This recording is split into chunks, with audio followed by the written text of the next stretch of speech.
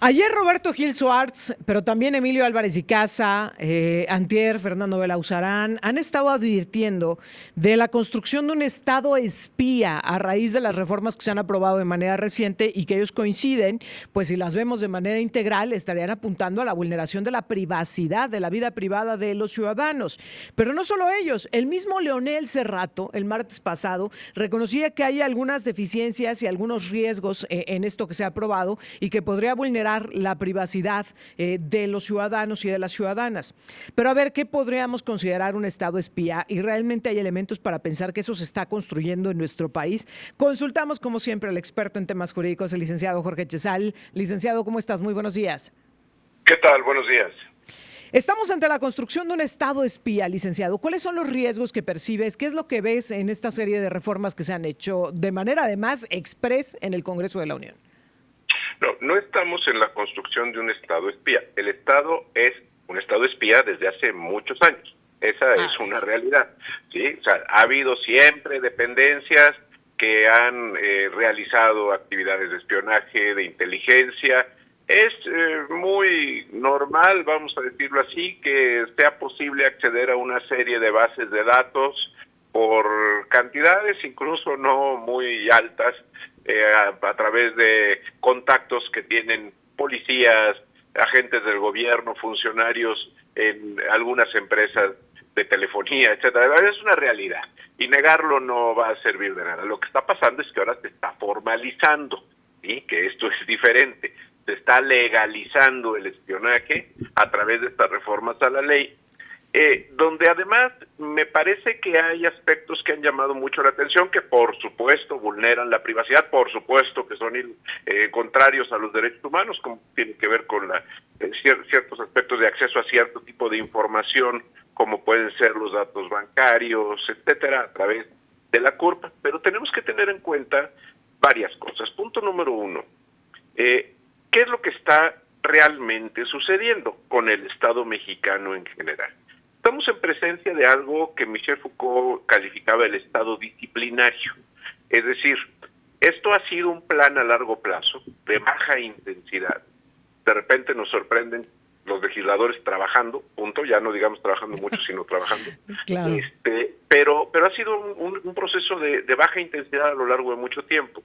La desaparición del organismo, de los organismos de evaluación, la reforma educativa, el hecho de las reformas ahora en leyes de telecomunicaciones, el cambio al Poder Judicial, lo que tiende es a disciplinar a la ciudadanía.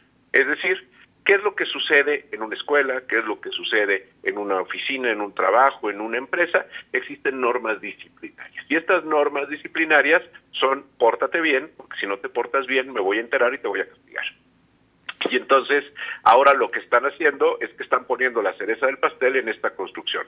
Ciudadanos poco críticos, baja de la calidad educativa, desaparición de órganos de evaluación, desaparición de órganos garantes, jueces a modo, y ahora sí, la formalización de decir: tengo forma de saber lo que haces y si no te portas bien, te voy a castigar. Híjole, es que este es un asunto de fondo, porque lo que nos estás diciendo es, no solo es para espiarlos nada más, para tener datos de ustedes, sino es realmente con un objetivo, digamos, punitivo, de castigo, de sanción a quien no esté, pues, alineado. Ahora, esto me lleva a la siguiente pregunta y a la otra reforma, a la de telecomunicaciones. Se está buscando acallar la crítica en contra del gobierno actual. Claro, por supuesto, pero además también en ese aspecto, esto se viene construyendo desde antes, también de baja intensidad, a partir de diferentes momentos que podemos ver en la historia reciente. Voy a poner un caso y voy a mencionar el nombre de la persona que está involucrada en este caso, que es Laisha Wilkins, la actriz, un personaje conocido en los medios de comunicación, redes sociales, televisión, etcétera.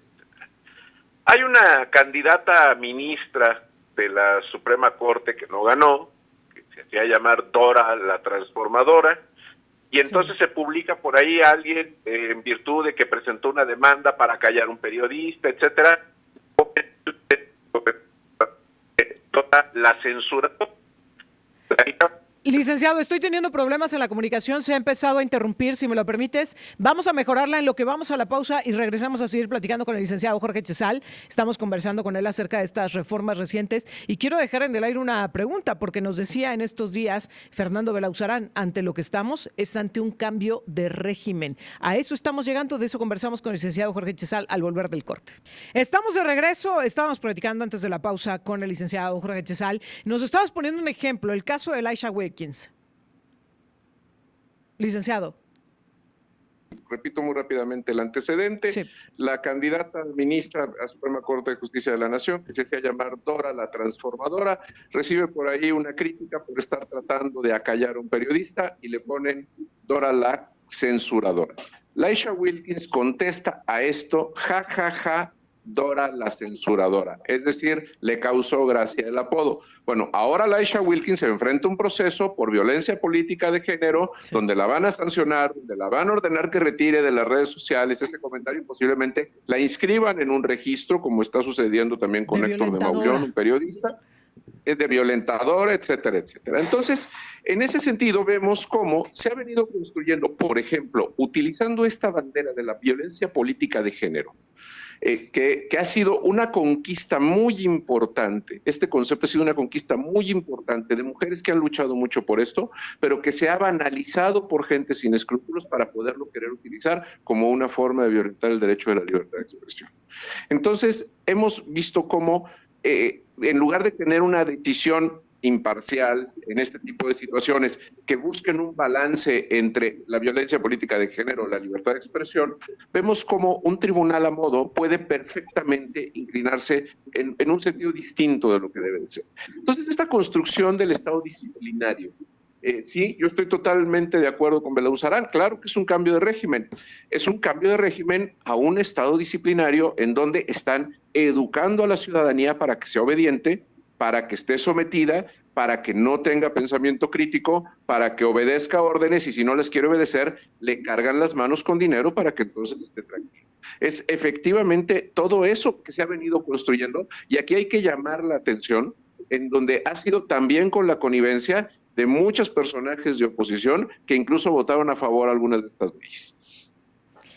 ¿Qué tenemos que hacer los ciudadanos, licenciado? Es decir, ante todo esto que nos estás advirtiendo, un cambio de régimen, incluso a esos niveles, ¿qué tendríamos que estar haciendo los ciudadanos? ¿Qué tendrían que estar haciendo los partidos de oposición? ¿Qué tendrían que estar haciendo los contrapesos? Pues mira, podrían estarse haciendo varias cosas. De entrada, los ciudadanos podrían estar haciendo partidos políticos de oposición distintos de los que existen, porque los que existen están igual. ¿Sí? Entonces, ya no sirven absolutamente para nada. No, mira, aquí es muy importante, hay que tomar en cuenta un detalle que es fundamental. No obstante que hayan tenido mayorías electivas que los hayan llevado a esto y que hayan construido una mayoría calificada artificial en la Cámara de Diputados, lo cierto es que la ciudadanía ha claudicado de su poder. ¿Cuántas personas hay que se quejan, que cuestionan en mesas de café, sin hacer realmente acciones efectivas? ¿Y cuántos incluso de los que luego salen a querer decir que hacen acciones efectivas reciben pensiones, reciben becas sus hijos o tienen contratos gubernamentales? Es decir, falta una acción ciudadana muy importante para que esto se pueda revertir. ¿Cómo se demuestra esta acción ciudadana? Hay muchas cosas que se pueden hacer. No voy a sugerir ninguna, pero voy a dar un ejemplo. Cuando allá por la década de los 60, en materia de radiodifusión, se pretendieron imponer reglas contrarias a los dueños de las concesiones de radio y televisión, fueron a ver al presidente de la República y se las pusieron a disposición.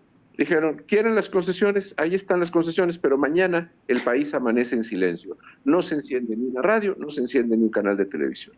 Y evidentemente claudicó el presidente en esto. ¿Qué es lo que sucede? Que los ciudadanos cobremos conciencia del alcance de nuestros derechos fundamentales, que los exijamos y que levantemos la voz. Una forma muy clara de cómo existen guías equivocadas en este tipo de asuntos, y hay quien les hace caso, fue el llamar a no ir a votar en la elección judicial. Si hubieran ido a votar muchas más personas en la elección judicial, el tema de los acordeones se hubiera revertido, pero no se revertió. ¿Por qué? Porque simple y sencillamente hubo quien llamó a no ir a votar y hubo quien prefirió no ir. Entonces, mientras la ciudadanía no cobre conciencia de esto, no vamos a llegar a ningún lado. Ahora, hay un detalle que es muy importante en relación a lo que yo comentaba respecto de que el tema de la información y del espionaje y todo ya viene desde mucho antes. Yo creo que más o menos en los últimos 7 años debemos de haber tenido aproximadamente como unos 8 o 9 hackeos a instituciones del gobierno federal, ¿sí? En donde hackers se apoderaron de la información porque el gobierno no la sabía custodiar. Y ese es el problema, que ahora la información existe en empresas privadas que toman precauciones. Ahora va a estar en manos del gobierno, que no sé si la van a guardar en una gaveta que dejen abierta. Uy, pero además cuando hablas del gobierno, ¿en manos de quién? Porque, a ver, ¿quiénes forman parte del gobierno? ¿En qué estructuras? ¿En qué niveles? ¿Cualquiera que esté ahí dentro va a poder acceder a nuestros datos personales? Pues mira, se supone que no, pero fíjate, a ver, voy a comentar un detalle que puede ser interesante para que veamos cómo además del tema de sanción y el tema de censura, puede haber un aspecto adicional que es todavía más preocupante, incluso que la sanción o la censura. Si yo tengo una CURP que voy a utilizar para cualquier tipo de operación privada, pública, lo que sea, con datos biométricos y que está plenamente garantizado que soy yo, y yo voy a ir a la tienda de la esquina, voy a comprar algo y voy a tener que dar mi CURP con esta cédula de identidad ahora que quieren establecer, y voy a ir al banco y voy a ir a comer a un restaurante y me voy a ir de viaje, se van a ir construyendo patrones de comportamiento. Esos patrones de comportamiento arrojan datos que permiten predecir el comportamiento de los individuos. Y esto que estoy diciendo no requiere, más allá de una versión más o menos sólida de inteligencia artificial para procesar los datos. Y me refiero a inteligencia artificial que se puede acceder en la casa de uno a través de una pantalla de computador. Entonces, estos patrones que se van a poder construir a partir de esta información, entonces va a permitir mapear a la población y va a permitir conocer sus tendencias y van a aplicar las mismas técnicas que emplean las grandes empresas para sus estrategias de publicidad, pero ahora para control de la ciudadanía en un estado disciplinario. Y este uso de la CURP no tiene que pasar por control judicial. Tendrá que pasar por control judicial la geolocalización de mi teléfono, sí, pero no necesitan geolocalizar mi teléfono si tienen un patrón de comportamiento que traza las rutas que yo sigo diariamente. Ahora, licenciado, yo quisiera tal vez un poco diferenciar con usted porque pareciera que ya no se tienen estas libertades que se tenían antes. Es decir, tú puedes opinar si piensas como nosotros, el lado correcto de la historia. Si no piensas como nosotros, entonces no tienes derecho a hablar. Ya sé que no debería de ser así, licenciado, pero es que la capacidad de debate se ha acabado con ver quién grita más, quién interrumpe más y quién impone su idea cuando esto pues se ha vuelto una forma de gobernar, licenciado. No, por supuesto, Jonathan, claro que sí. Mira, basta abrir la red social X para darte cuenta de que efectivamente esto es así. Y así se construyó desde el sexenio anterior. A ver, recordemos que en cualquier momento del debate, en cualquier momento de la mañanera, en cualquier momento que le ponían en crisis el discurso del señor López en Palacio Nacional, inmediatamente él contestaba, pero el PRIAN robó más. Y con eso se la sacaba. Es decir, había un sesgo cognitivo en donde vamos a echarle la culpa de una falacia dominante. ¿Quién lo hizo? Está mal hecho. Y entonces eso se ha convertido en la guía del debate. Por eso se construyen enemigos. Por eso se construyen estos enemigos a través de redes sociales, las etiquetas que se ponen, etcétera, evidentemente los bots y todo, porque entonces se descalifica lo que se dice por la persona que lo dice y no por el contenido. Y eso es, Jonathan, justamente a lo que te estás refiriendo. No hay un nivel de debate. A ver, yo en una ocasión dije que la reforma judicial iba a implicar una curva de aprendizaje bastante larga y compleja. Y la respuesta que se recibió por parte del partido gobernante en ese sentido es: lo que pasa es que Jorge Chezal representa intereses privados contrarios al gobierno. Pero nunca hablaron de la curva de aprendizaje. Licenciado Jorge Chezal, yo te agradezco como siempre que nos permitas platicar contigo. Me parece muy delicado lo que está pasando. Ya son varias voces que lo advierten, incluso Incluso la misma voz de Morena, ¿no? Leonel Cerrato, esta semana en este espacio, él que es tan defensor de la 4T, incluso reconocía pues que sí hay unos ciertos riesgos en todo esto que se está aprobando y él decía es cosa menor, es de formas, pero lo que tú nos has dicho es no, lo que hay es de fondo, lo que se tiene que resolver y lo que se tiene que atender es de fondo, porque lo que se está construyendo en nuestro país pues es una situación de mucho riesgo. Y yo finalmente quisiera plantearte esta situación, ¿no? Lo están haciendo pensando que ellos hoy están en el poder, pero no sabemos quién va a llegar mañana. Exactamente, y las consecuencias pueden ser graves. Y mira, cerraría con un ejemplo muy sencillo de lo que está sucediendo y creo que a todo el auditorio le va a quedar muy en claro. Una pistola cargada por sí misma no es mala, pero si yo la dejo en un cajón al alcance de un niño puede ser mortal. Sin duda. Vaya. Licenciado Jorge Chezal, qué frase para cerrar, como siempre, muchas gracias. Hasta luego, buenos días. Hasta la próxima semana, muy buenos días.